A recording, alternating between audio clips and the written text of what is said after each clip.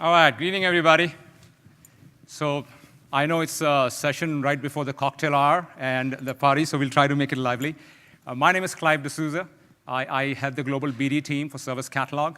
And today we will discuss with you how to architect and design an end-to-end enterprise IT infrastructure management using Service Catalog. And we'll also spend some time talking about an integration with ServiceNow. And we'll have on stage two senior executives from the technology CTO office of Fannie Mae. What I want to be able to do today is essentially set the objective. We'll focus a lot on how the customers actually leverage AWS services with ServiceNow platform as a platform to actually spin up the resources. The technology discussion in today's entire presentation will cover a lot on how AWS Service Catalog is covered and how it implements and plumbs into the ServiceNow. From a key takeaway, what we will essentially walk through, Fannie Mae team will walk through, is some of the challenges they faced, how AWS Service Catalog essentially was used to manage the resources, and how they started using that to scale, right? The things which we will focus a lot on is the DevOps environment and how the agility and how the standardization and controls mattered. So one of the things which we are learning more and more, especially in highly regulated industries, banking, healthcare, certain DoD implementations, is the need for having extremely well-architected and highly policy-enforced mechanisms. And we'll talk a little bit deeper into that. So what I want to spend the next few minutes today is kind of give a very high-level overview of Service Catalog today. This is not a Service Catalog deep dive. It is essentially to whet the appetite and set the stage of how Service Catalog essentially connects in the enterprise IT architecture, if you will. When you look at any enterprise today, right, it essentially boils down to two personas. On the one end, you have the organization, and on the other hand is the actual consumers of that products which the organization actually vends, right? What an enterprise IT architect or a cloud center of excellence really cares about is a blast radius control. In the big scheme of things, it's always like, hey, you guys, in general in the cloud, have hundreds of services. How do we manage them? How do we enforce policies around them? How do you put guardrails around them? That is the front and center concern for an enterprise IT or a cloud center of excellence. From the consumption perspective, and I'll go deeper in a few of the slides, people care a lot about agility. They want to be able to go right from the whiteboard to the keyboard in minutes. They actually want to move away from the construct of saying, hey, for my DevOps or for my CI/CD pipeline or for my EMR pipeline, I don't have to go and request to the enterprise IT resourcing or procurement a stack of servers, a stack of software, which they'll take 6 weeks to go and procure. And if all good, I might just have it up and running in 2 months. What we are now seeing is essentially requirements saying that, hey, I want to be able to go log in right from a console, straight away, do a self-service, and get your time to market really quickly. So here is where some of the use cases of Service Catalog essentially come in. I'm not going to go through all of them, but I want to kind of highlight two of them today. One, essentially, is centrally managing the IT overall service lifecycle and the integration with ITSM tools. Today, we're going to talk a lot about ServiceNow implementation and how the integration is done. Putting a forward-looking lens, if you will, watch the space closely. AWS will make a few more changes here, and we will be announcing a few more products later. We'll talk about the integration with other ITSM tools too. So here is where essentially from the benefits we come down to, right? On the left-hand side, essentially from a configuration perspective, for the Cloud Center of Excellence, or the Cloud Office, if you will, what the cloud architects really care about is standardization. And I'm going to spend some time talking a little bit about here. What happens today is if somebody logs on to an AWS console, or for that matter, any cloud console, your development staff is all of a sudden exposed to 3,000 or 5,000 or as many number of resources they have. And next thing you know, they spin up a whole bunch of resources. You have drift.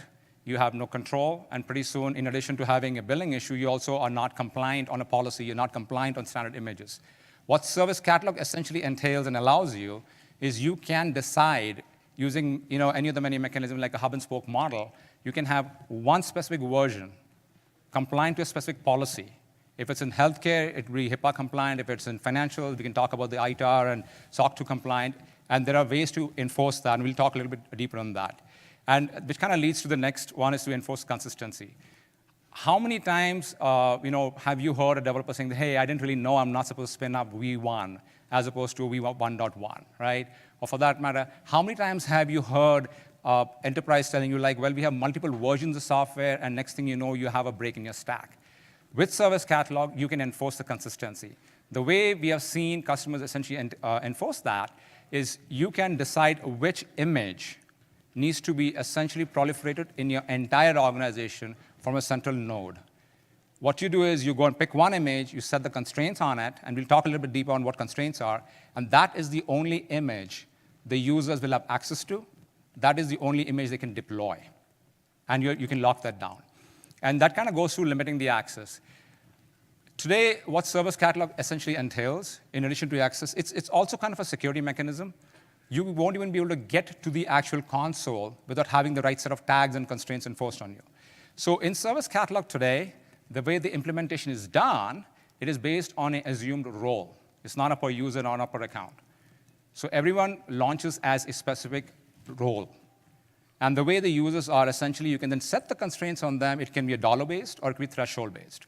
So an example would be, hey, if you're on the DevOps environment, you're not allowed to have, I'm going to make a number up, $50,000 worth of EC2 instances spinning up in a month, right? Or if you want to do a BYO clamp down, you can set a constraint which says that you cannot have more than N number of specific instances running, right? So you can set those constraints at an enterprise-wide level.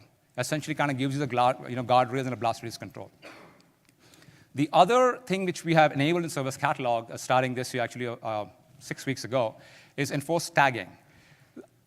Generally, what we have done, and we've heard from people, is if you want and deploy something in the cloud, you want to have an audit trail. So with tagging, you have a key value pair, and there's two ways to do it. One is essentially it's a free form. You have your own tag. It could be a cost center, or it could be a department, or it could be a specific custom tag. And then you can define the value it has. So using a Lambda function, then you can actually go and enforce those specific constraints on a complete stack. And then you can write audit trails, and you can see what gets launched by whom and when. So it enables that, right? From a consumption perspective, if you look at it, it gives the developers the autonomy. They no longer have to go and wait on a enterprise IT procurement to go and, hey, set me a LAMP stack or set me a specific Linux version. They just log into the console, they see it, it's a self-service, one-stop shop, and next thing you know, they can automate the deployments.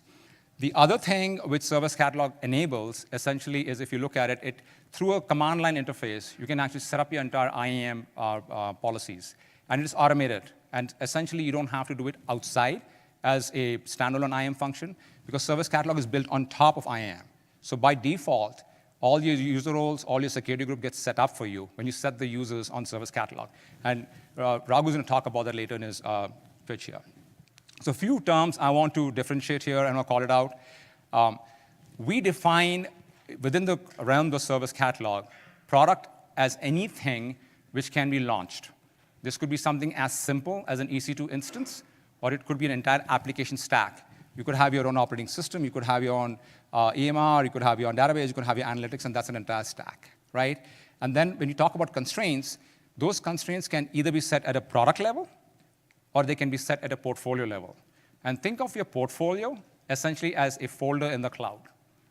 So when you're doing entire network topology, or you're doing entire enterprise IT architecture, you could have, the way we have seen, one of the models is you'll have multiple portfolios, and within those portfolios, you can decide what products go into it. You can version control it, you can rev it, you can put exactly what constraints you want from a consumption model, and that goes into the portfolio. And then when you provision that specific portfolio and you launch it, that's when you have a provisioned product. So essentially what this gives you is a mechanism to create multiple different versions of a specific product portfolio deployment within all the various groups, right? Some of the models we have seen is a DevOps will have their own implementation. If there are specific model or versions of software you want for the financial team or the HR team, you get the idea. They can't start splitting it. So that's those four terms, and these will come up over and over again during the presentation. So people always ask us, hey, you have Service Catalog, and it's primarily built on CloudFormation. Why can I not directly use CloudFormation? Yes, you can. But here is what Service Catalog essentially entails, right? When you look at what Service Catalog pretty much puts together as a complete package, is it gives you the ability to set your user groups, it gives you the ability to set up your accounts, and all the other products I talked about. Essentially, it gives you a service which will always stay on track in tandem with the many services AWS launches. And the way we have positioned essentially Service Catalog today is it is the gateway into AWS. As of today, we have a little over 100 plus services, and we do launch quite a few services every year. So the advantage of using Service Catalog is you don't have to plumb into individual services. So when you have Service Catalog by default, because we're built on CloudFormation, we support YAML, and we will automatically plumb into all the AWS services. So with that, what I want to do over now is quickly transition to Fannie Mae. And a quick plug before we transition out here. So Fannie Mae started the journey on this particular project a little over 12 months ago. So today what we have is we have two of the senior executives from the CTO office, David Baldwin and Raghu, who will come and talk to you about their experience. Thank you.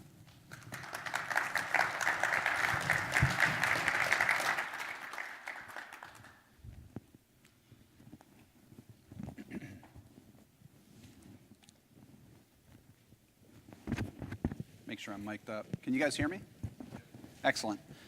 So thank you, Clive. That was a good starting point. So we're with Fannie Mae. I'm going to talk a little bit about myself. I'm actually the head of enterprise architecture at Fannie Mae, and I also just so happen to run our cloud engineering practice.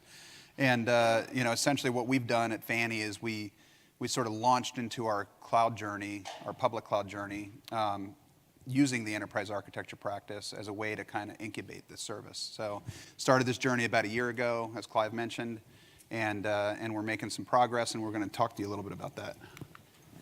This is Raghu.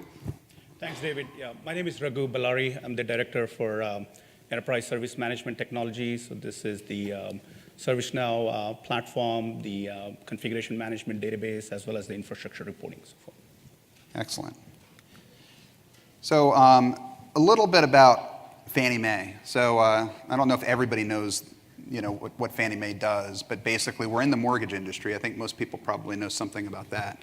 But we're traditionally not a lender, so we don't actually provide loans to customers or borrowers. We actually work in the secondary market, making sure that lenders have the ability to have liquidity and capital so that they can lend to borrowers.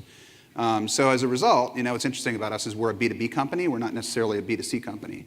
We have a fairly small size, so we actually have the ability to do a lot in terms of making a difference. I would say if you took the entire IT practice, or actually the entirety of Fannie Mae, and compared us to like a larger company, one of the big financial firms, you'd probably put us in a division. We'd just be the mortgage division. So the nice thing is it gives us the ability, being kind of small and nimble, to launch into new technologies and kind of do it right. And we can also get some consistency because we don't have to convince 100,000 employees to do it the same way, right? We can actually convince about 7,000 employees to do it a particular way, and we get some leverage out of that.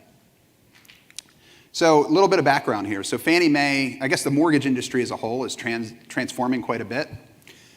I guess the old practice of getting a mortgage used to be you went out with a real estate agent and you looked for a house. And when you found the house that you liked, you would go to a lender and you start talking about whether or not you can afford that house, how much money you need, what your down payment might be, and sort of how much your monthly payment would be.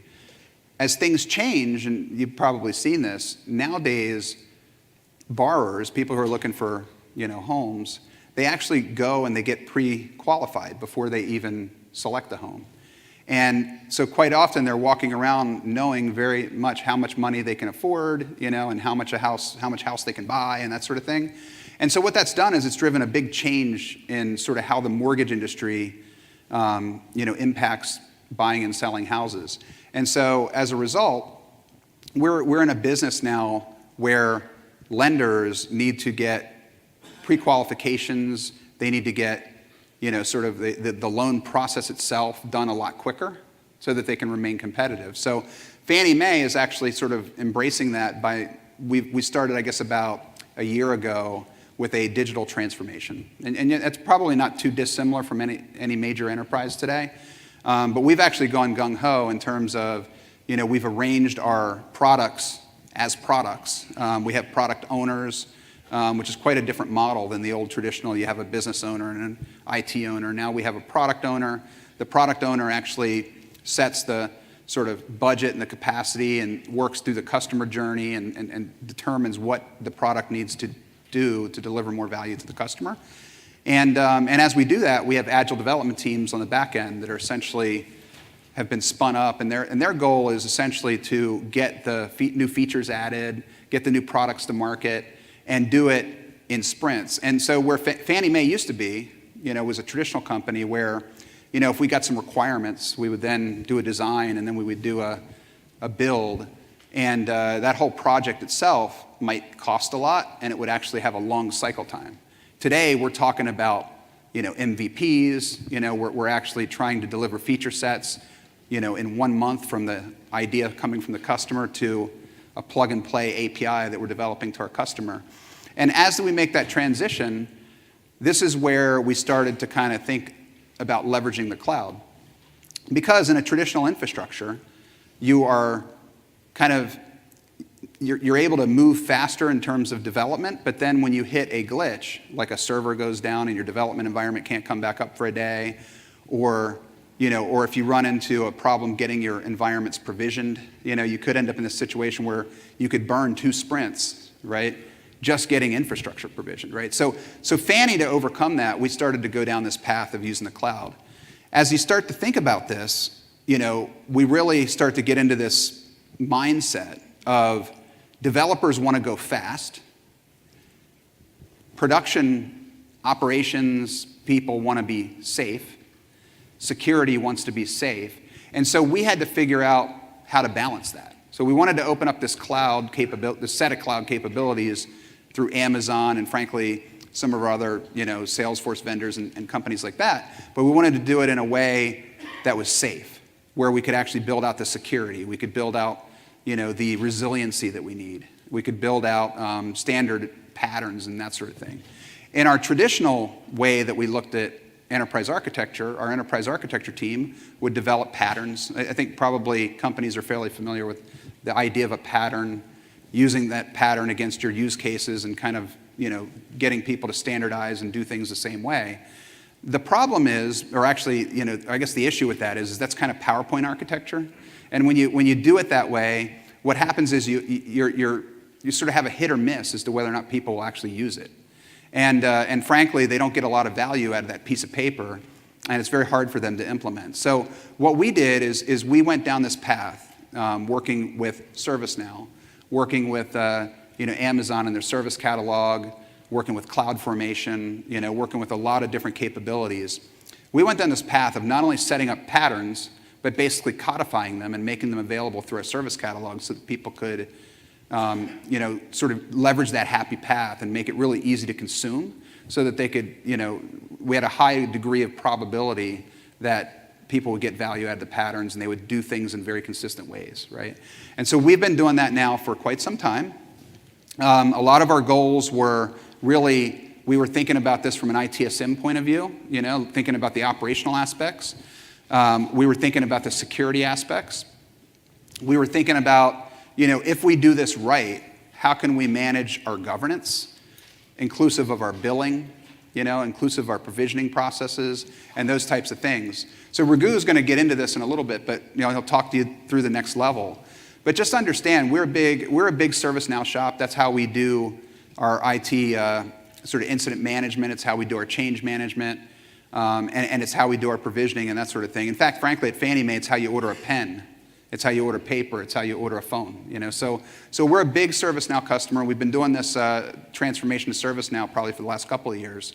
And what we wanted to do as we got into this Amazon journey is we wanted to make sure that all the people that are comfortable with these processes in Fannie Mae, that understand how to open up a ticket, and manage a ticket when you actually have a problem, the people who wanted to order new services, we wanted to give them a consistent feel. Because at the end of the day, we're an enterprise. We're not going to use just cloud. We're going to have on-prem capabilities probably over the next 5 years. So our expectation is that we want to give our customers, which are all the people around us, a similar look and feel and a similar customer experience. So that's really where we got into this. I'm going to talk a little bit about this ServiceNow-based solution.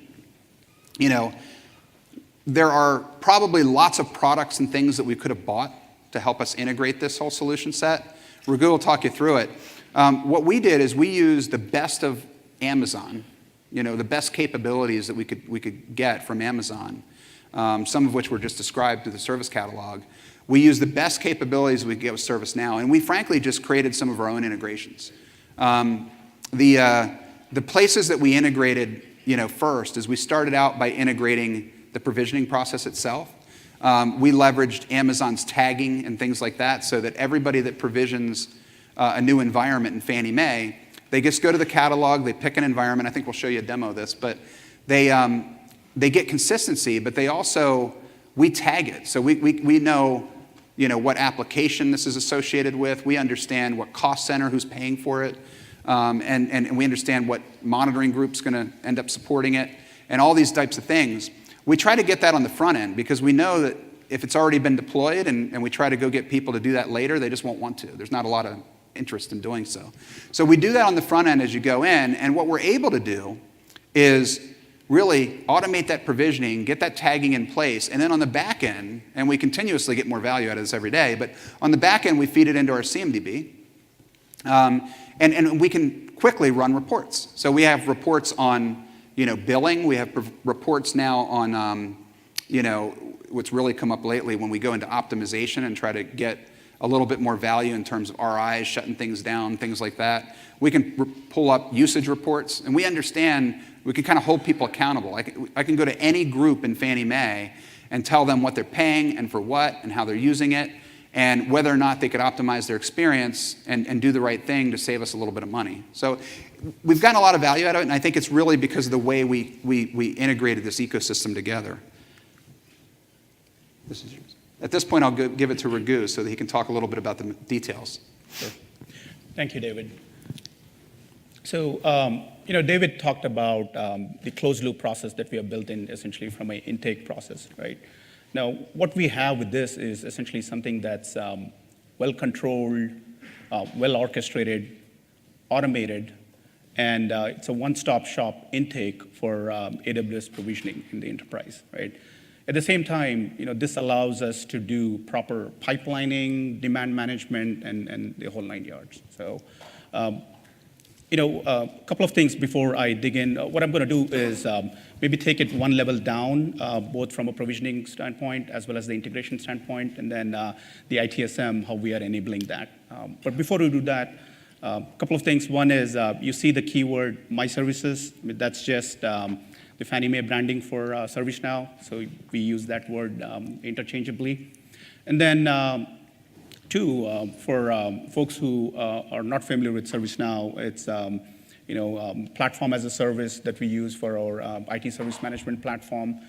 We have incident management, change management, problem management, knowledge management, as well as CMDB, which is the configuration management database where we are housing all our application information, infrastructure information, and more importantly, the relationships between those, right? So, but then something that is very pertinent to this session is we also have Service Catalog on ServiceNow. So I do have a demo. It's a 3-minute demo, and we'll kind of have a sneak peek of the My Services intake process that we have. But before I do that, let me just discuss at a high level 4 things, right? So one is, in terms of the intake process, and David touched upon this, we are collecting upfront all the information that we need so that we're able to do this governance very well. And this is about requester, obviously, that's there, the type of infrastructure service that they need, whether is it provisioning, deprovisioning. Obviously, there is cost to it, so the budget and the cost center. At the same time, the alert groups, the AD groups, and so forth. So we're getting all that information upfront. We're able to tag it so that we're able to process and keep it to enable a whole bunch of other processes down the road. Number two, we have a robust approval process, right? It's very important that it's not a free-for-all, just about anyone getting access and provisioning information. It's about the right folks requesting the right kind of information. So within this process, we have approval for the supervisors. The directors approve it, obviously because of the budget information. And in fact, David's team, they do a lot of sanity checking just to make sure that it's the right set of patterns that folks are requesting. Then number three is, obviously AWS, there's a ton of services that are getting provision, that are being made available. And quite frankly, it's going to be incredibly hard for us to make everything available. So David talked about the codifying of the patterns and the things that we believe Fannie Mae users would need it. So those are the patterns that we make available within the service catalog, right? At the same time, David's team is constantly looking at additional services that are needed, and we make those available within the service catalog. The good news is as soon as we know that we want to enable a certain service, in a matter of minutes, we're able to make it available within our service catalog so that folks can take advantage of this.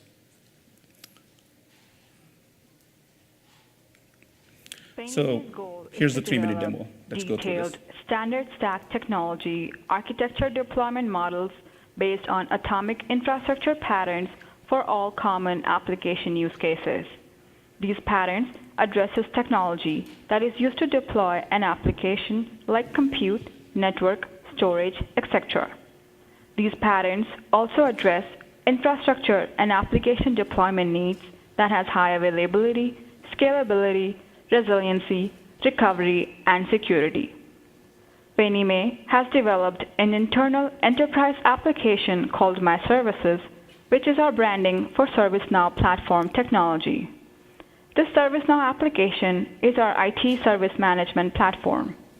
This also enables, monitors, and enforces proper IT governance that is required for AWS infrastructure to control high-risk actions and to monitor and audit for a rigid regulatory compliance. Fannie Mae application teams log on to My Services, and based on the requirement for a certain atomic infrastructure pattern, they choose the needed resources from the service catalog request and send this request for approvals. For this demo, I will select commissioning as the request type. This populates the predefined atomic infrastructure patterns we have available for our users. Teams can select one or multiple items based on their business need. They are then required to enter the application name for their request and provide a short name. They are also required to enter the cost center that will support their request and define the environment they need the application deployed. They are then required to select one of the predefined web applications as well as the server size. They are also required to enter minimum and maximum number of servers they need for their application. Once all the fields have been populated, an estimated cost is presented to the user. They can then select one of the predefined business justifications for their request and simply click Order Now to process their request. Once the application team's AWS infrastructure request has been approved, then it is placed into My Services database, which is then pulled by Lambda service through REST API. This Lambda service then either commissions or decommissions the infrastructure. The status of this is reported back to My Services through REST API, and My Services then notifies all stakeholders for that request. We actively collect config data on all AWS resources that have been deployed and transform the collected data and import it into our ServiceNow CMDB. Users of this CMDB data then run reports and other visuals as needed. So that's the quick sneak peek in terms of how we have the AWS intake process, right? What we have essentially done, and hopefully you've seen it, is really consumerizing the experience at the enterprise level from a AWS intake standpoint, right? But we do that by making sure all the controls are there so that we're able to go on it. I can tell you, we started, David and Clive alluded to it, we started this ironically last year around the same time. And we do have daily reports that we check. And this morning when I came here, I checked the report, and we had, believe it or not, 870 infrastructure provisioning and deprovisioning requests that we have processed through this process. Now, of that, we process this across various lifecycle environments. This is dev, test, acceptance, and production. And of those, 91 were production AWS services, right? And I can tell you, it's been a phenomenal journey in the sense that we have been here at Fannie Mae for 12, 13 years, working with on-prem systems. With this process, as well as the power of AWS, it's unbelievable for us to have this kind of volume that we were able to push through the system. So just going a little bit deep in terms of how we do this architecturally from a provisioning, deprovisioning standpoint. At the top is the Fannie Mae users. Bottom left is ServiceNow, which is our platform as a service for ITSM. And then on the right side is our AWS public cloud for infrastructure as a service. And I hope you can kind of follow through the numbering scheme there from a flow standpoint. We have application teams coming into our portal ServiceNow for request intake, and they input all the information that we talked about. It goes through the robust approval process that I discussed. And then on the ServiceNow side, we have a table for AWS where we store all these all the intake process information. And Clive kind of touched upon this. All of this information, we store it in key value pairs, so it's easier for the subsequent processor to pick it up.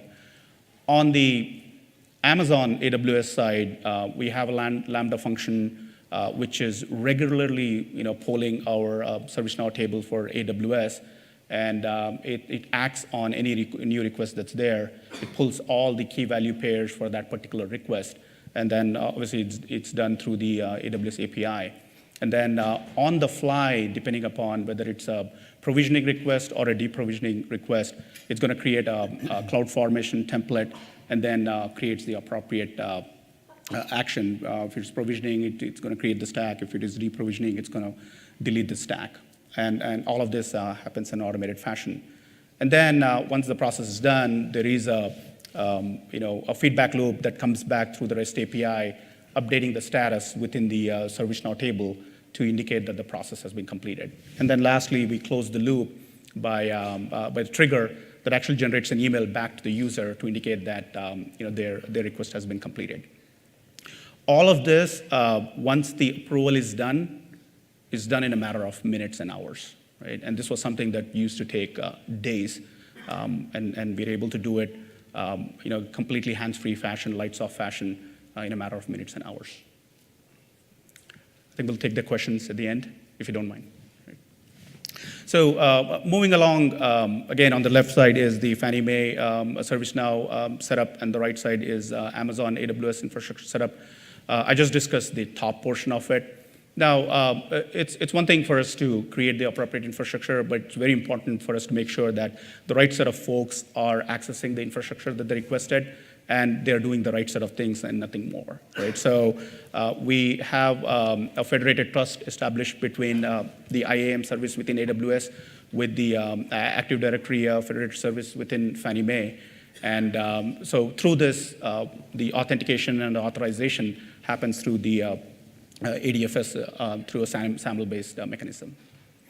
And then given the fact that we have all the infrastructure that's there within cloud, this is no different than our on-prem application, so it's very important that we monitor it. So we have CloudWatch enabled within AWS for all the infrastructure components and services that we have in Amazon. But we use a Netcool-based enterprise monitoring system. So given the fact that during intake, we also have alert groups, the appropriate support groups, and the people there who need to be called or paged. So we take all that information, and CloudWatch pushes it to Netcool, and we're able to page out, email out folks. And given the fact that we have incident management system within ServiceNow, on the fly, we are able to generate an incident ticket and then push to the right set of folks.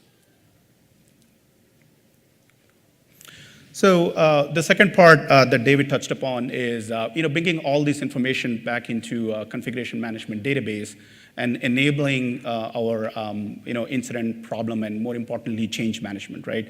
I talked about how, given the fact that even though these applications are in cloud, they need to go through our Fannie Mae change management process. So we, for our traditional on-prem applications, we have another vendor's discovery tool where we scan our entire Fannie Mae network. And what we found, it's a fairly robust tool, but what we found was, given the fact that it doesn't have access to AWS, it doesn't necessarily have the reach to get all the information. And two, there's a ton of information that we are building within AWS for Fannie Mae, so it's incredibly hard for us to actually get all that information. So we came up with a unique solution whereby we leverage AWS native config APIs and developed an integrated solution so that we're able to bring all that into CMDB. So this is higher level architecture in terms of how we go about doing it. Again, on the right side is the ServiceNow cloud, and then on the left side is all the AWS Fannie Mae infrastructure. And if you follow me through from left to right, we have two S3 buckets, one for production and another for non-prod. And what we essentially do is tap into the AWS config APIs and bring all that information, the output, into these S3 buckets. And we do that on a very regular fashion. We have another process that's on an EC2 instance that's right in the center, which is acting on this output from the AWS config. Now, the output is in a more nested JSON format, so it's incredibly hard for us to read. So this process makes sense out of it and puts it in a flattened JSON format. Then we have a third process, which is looking at this flattened row format, does a lot of magic using a thinner service, is able to extract out all the relevant AWS information and puts into a comma-separated file that we can take it and absorb it to on the ServiceNow side. So there's a lot of magic that we do on the ServiceNow side as well. There's transform maps that we create so that it's reading the CSV file information and then bringing back down into CMDB. So one other thing that we do for folks who are familiar with CMDB, it's a collection of CI classes, which is a configuration information classes. And as we have approved services, we design and develop the appropriate CI classes. So as can be seen here on the right side, we have various CI classes that we have so far. In fact, we do have some more newer ones. So the transform map jobs is pulling out all this information and feeding it to the right CI classes. Now with this, because change management sits on the ServiceNow, it automatically, given the fact it has all the information CMDB, it enables our overall change management process. So this aligns with a tight process similar to how we have it for on-prem. So with that, let me hand it over to David, and then I guess we'll take questions from there. Excellent. All right, so hopefully that helped you dig in a little bit to how we do it. And we had a lot of options when we did this, and to be honest with you, we picked these options. We have, like any company, we have security constraints, and one of the things that came up was cloud to cloud with ServiceNow to AWS integration and how that might be managed and how our InfoSec team might sort of monitor it and meter it. I'm looking at our InfoSec guy over here. But, but the reality is, so we went with this asynchronous approach. But as we move forward, with this, I think there's a lot more possibilities. And so we're going to launch into things like giving our developers access to call the API and frankly, hooking up with sort of their CI/CD pipeline. I'll talk about that, I think, in one of our slides here. But as we think about like our CI/CD pipeline, we're like a lot of companies. We're a Git, Maven, Jenkins shop, and our expectation is as we start to use Jenkins to deploy, just like we use Jenkins to deploy code, we could potentially deploy the environment. And so that's where we're headed. We've actually started piloting that already. So what's nice is that this capability that we've created actually gives us the ability to kind of launch into that sort of thing and make life a lot easier for our developer. But but stick to the patterns, that we can support. Just to kind of get a little bit into the patterns, the types of patterns we support in Fannie Mae is we probably have roughly 400 business applications in our firm. So like I said, we're not huge. We're in the mortgage business, we're monoline. As we look at our different applications though, we see the traditional web app type applications where you've got a URL and a browser and that sort of thing. As we move forward with digital, we're seeing a lot of APIs and we're seeing more mobile interfaces and things like that. But to us, like as we build our pattern, that sort of becomes sort of one tech stack that we can leverage and codify in the service catalog and get everybody to deploy on and make it fairly consistent across the firm. By the way, it's not a one and done. These patterns get updated and refreshed pretty frequently. As you know, Amazon, I think every week it takes us about 10 hours just to catch up on what they've done this week. So we have to constantly evolve those patterns and make them more robust and that sort of thing. We enable blue-green deployments so that we can actually get the new patterns to the users and that sort of thing. But that's sort of how we do it. So we've got patterns on the web app side. We've got patterns on the Java side. We've got patterns for grid compute. That's actually been a big thing of ours, and there was another speech going on where some of our research department users came in and talked about it. But basically, we've created a huge pattern around Lambda that's replacing our on-prem grid compute capability and giving us the ability not just to run jobs and pay for a whole bunch of infrastructure and have departments fight over who gets access to them, but basically spin up jobs as needed and use the vast amount of resources that Amazon has disposed to us, So the other thing that we're seeing as far as patterns goes, we're seeing a lot of analytics patterns. So it's interesting that just as our API ecosystem is starting to grow, we're also seeing a huge growth in our analytics and the types of things that we do at Fannie Mae there. So one of the big patterns that we developed in Fannie and we've rolled out through the service catalog is really our data lake pattern. And it's a pattern for our analytics users to actually go out and get and promote information in our data lake and actually go use it and compute jobs and things like that. So that's a big pattern as well. So as we sort of evolve, we get to build things out. We get to make sure that there's consistency in deployment. And the great thing is governance is a lot easier. The governance on our on-prem infrastructure is pretty tough. Governance off-prem, we can really get into how much you pay per hour and that sort of thing. So with that, I think we only have a few minutes left. So what I'll do is I'll get into sort of our next steps, and then we can open it up for questions. So as we move forward, we're going to continue to invest in these patterns. We're going to continue to try to expose more of our infrastructure to the developers so that they can actually access it through code and get more consistency in their deployments. We're going to continue to do our blue-green deployment model in hopes that patching is no longer something that a big infrastructure organization has to do for us, that frankly users can quickly jump on and take their patches themselves. And we're going to continue to get more information into the CMDB. I think as Amazon services get better, we actually have the ability to get more information from them, which means that we can start to grow, the information we have and how we use it. So that's generally where we're headed. And hopefully it's a little bit about what we've done. And I'll just open it up for a little bit if there's some questions on the floor. And I don't know, did Clive want to come up? Yep. Yes. Yeah, I just had a question about legacy systems that you have to do in ITSM. Did you have legacy systems? Were you able to transition and migrate to the ServiceNow? Or did you have to build ServiceNow from scratch? Oh, you can answer that. Yeah, I can answer that. So, we had a ton of legacy systems, right? This is about, in fact, we talked about the service catalog system. We had an 18-year-old service catalog system on Lotus Notes Domino, right?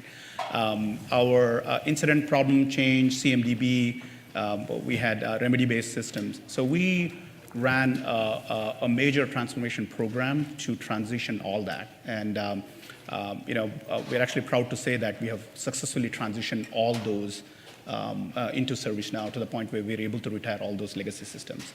This is incident problem change, knowledge management, service catalog, and then a lot of innovative solutions, things like this. So we do a lot of orchestration, automation, whole 9 yards. So this. How difficult was it to do that transformation? This is, I guess, its difficulty is, I guess, heavily loaded word.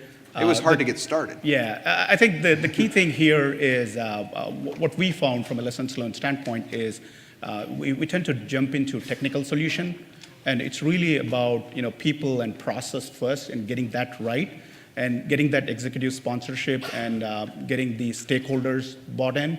And David talked about how we are very agile centric. So now we have our business process folks, the standard folks, and the tech folks all in one room, going through sprints.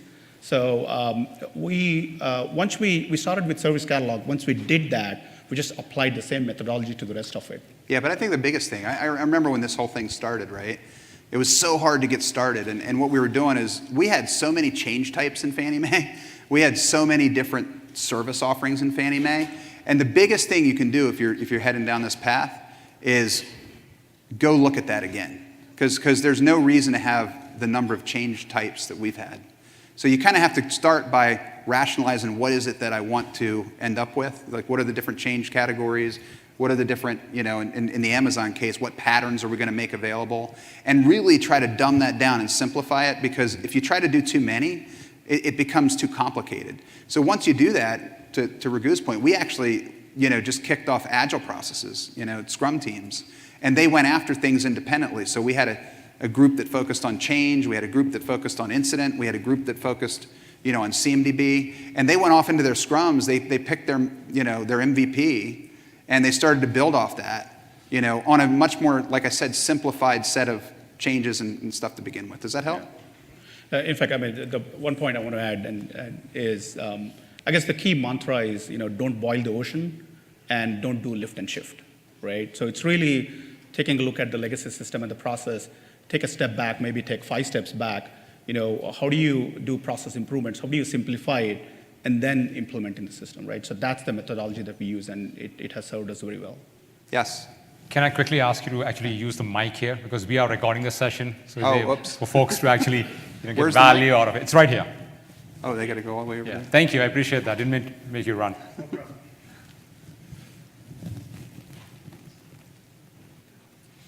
Now that you're sort of established in the cloud, what does your budget look like next year compared to what it was a couple years ago before you started with the cloud? So we're only a year into this, I know. and so our budget hasn't gone down just because we moved to the cloud. But I can say when we look at, take our grid compute area, right? We had an on-prem, infrastructure that we've been managing, and we've got people, process, and all that kind of stuff around it. And as we start to move that to the cloud, we can see the cost difference pretty significantly. But until you retire the old, Right. you don't really get the value. So the biggest thing is you're starting to move down this path, and I think we're learning this as well, is you have to understand there's what they call cloud bubble. And what happens is you're not, as you start it, you're not paying less because you just moved to the cloud. You're actually paying more because you're actually both on-prem and you're in the cloud. Right. And so as long as you address that, that's good. And then the key is to keep focusing on, okay, let's get to the point where we do retire and we see the benefits. We have only seen the benefits in a couple areas at this point where I can actually show you a cost, benefit, but. Well, there's obviously a lot of production improvements, but somebody's going to say, hey, bottom line, and I just wondered if you'd had a chance to look at those or We have forecasts, we have business cases, and as they come to fruition and we retire the old, we'll be able to measure that better. So, thank you. Yes? I'm wondering how you deal with experimentation, that need, because the system that you've described really works well where you've got patterns and you're able to codify them, write CloudFormation, et cetera. But when you don't know, how do you allow for that particular creativity to take place? That's the biggest challenge we had, right? And to be honest, I think we kind of started by experimentation, and then we ended up with this process. And when we started, there were a couple things that happened. Because I actually picked this up after we'd already kind of started heading down the path with Amazon. I picked it up about a year ago, actually a little over a year ago now. And when I picked it up, here's a couple things, right? We owed Amazon a lot of money, and people were experimenting, they were playing. They rung up a big bill. And by the way, nobody in the company knew who was supposed to pay for it. Number two, there was no consistency, right? And we ended up building applications. We didn't go to production with them. We ended up building applications that we couldn't go production with, right? Because our InfoSec department wouldn't allow it. And frankly, when they saw the risk, there was no way to explain why this benefit's going to outweigh the risk, So we ended up starting out there. So what I did when I came in with a team is start to standardize this and, like I said, codify the patterns and make it more accessible. And you see that here. As we've gotten into it, though, you're absolutely right. People come back to us and they say, Dave, I don't know if there's a service Amazon just released last week. How can I play with that so I know if it's good, right? So we are right now in the process of building sandboxes for people. But as you do it, you have to put those guardrails in place. And that's what we've been doing. We're not going to let people build and develop real applications just through experimental environments, but we are building a place where they can actually kind of get comfortable with the new tools. The other thing I'd say is, and our company's getting some benefit from this, it's called Quick Labs, And so a lot of times when people say, hey, I want to play, I want to experiment, what I realize after talking to them for a little bit is they really just want some training. They want to understand, and they want a place they can play. So we started giving them Quick Labs, and they're actually able to go in and start to understand how to use an S3 bucket and that sort of thing. Without, by the way, exposing us to open S3 buckets with no security policy that, frankly, companies out on the street have gotten hit with, right? So anyway, does that help? Yeah, thank you. Right. Yes, sir. Obviously, you started this process a year or so ago. Having heard two separate presentations, how do you put those together? How do you take advantage of the AWS Service Catalog versus what is obviously a very well thought out and architected solution, but it actually bypasses the AWS Service Catalog altogether? It doesn't, though. Actually, we use them together. So what we do is we use our Service Catalog as the front end to all of our customer experience. Mm-hmm. On the back end, we're actually using Amazon's Service Catalog to deploy the services. Calling that through Lambda, or? Yeah, that Lambda function actually calls cool. Okay, that the catalog. Show up in the diagram, right? Okay. John could tell you. There's a different diagram in it that actually shows it, but I think you kind of skip by it. If you want to talk about it afterwards. Yeah, thank We you. skipped a couple of slides in the interest of time. I have the guy in the audience here who wrote it. That definitely confused me. Yeah, sorry about that. Okay, any other questions? Yes. You'd mentioned the cloud bubble, as you called it, and then obviously you see where the savings are going to be. What is your horizon for actually seeing that come down? What's our horizon? So it depends on which area. So what I've learned is that in the grid type infrastructure that we use mainly for our enterprise risk management is a big function of a company like ours, and they're getting the most value out of Lambda. So I'm not going to give you the real numbers, but it's really like by the end of 2018 we're supposed to see some significant savings in that area. So 2 years from start then. What's that? 2 years from start. And we started a year ago, so we're literally taking 2 years to but understand that our hope is and our intent is that as we prove these patterns out, more and more people pile on and use them, then we end up, other people can kind of go faster. Right. I guess from a but it'll be 2 years before you actually see a real savings. Now here's the deal. At Fannie, we're not doing cloud just because we want to save money. In fact, actually, that's probably one of the smallest drivers, right? We're doing cloud because time to market, we need it. And it's hard to get that on-prem with a legacy infrastructure without going out and investing in your own software-defined data center and all these new technologies, right? Which, by the way, are things that we're doing, but it actually take a lot longer to start up, where Amazon's already done it. The other thing, is we're finding that we can do things in Amazon that we can't do on-prem. Like we have a relatively flat network at Fannie Mae, right? In Amazon, we have a layered network, and we can actually, it's all software-defined. So we're actually getting better security in some areas for some of our key services. And then finally, we're using it because we're trying to mitigate some of our geographical risk. So if you think about any company who isn't in the technology business, which we aren't, they probably have a data center, maybe somebody else manages it, and maybe if they've thought this through, they have another data center in another region somewhere. They kind of fail over, fail back. Probably, they test those once every 2 years. Maybe sometimes those are just paperwork exercises where they do tabletops. In Fannie, we wanted to kind of mitigate that risk. So we started to look at Amazon and frankly some of our other service providers as a way to distribute our workloads out a little bit and actually get some leverage there. So it wasn't just about money. Yeah, but from Yeah. my customers, obviously, we're always looking at increasing capabilities on federal. Yeah, But the way the federal budget is, and without going into details or anything else, yeah, it's very volatile, especially for some of the agencies. So one of their things is, okay, when are we going to see the return on investment? totally Because fair. Yeah, They never know when they're going to have less money. yeah, yeah. It takes about 2 years for something big. Again, like I said, you've got to retire the old thing, otherwise you're not getting the value. So, any other questions? No? Okay, Thank you. Thank you.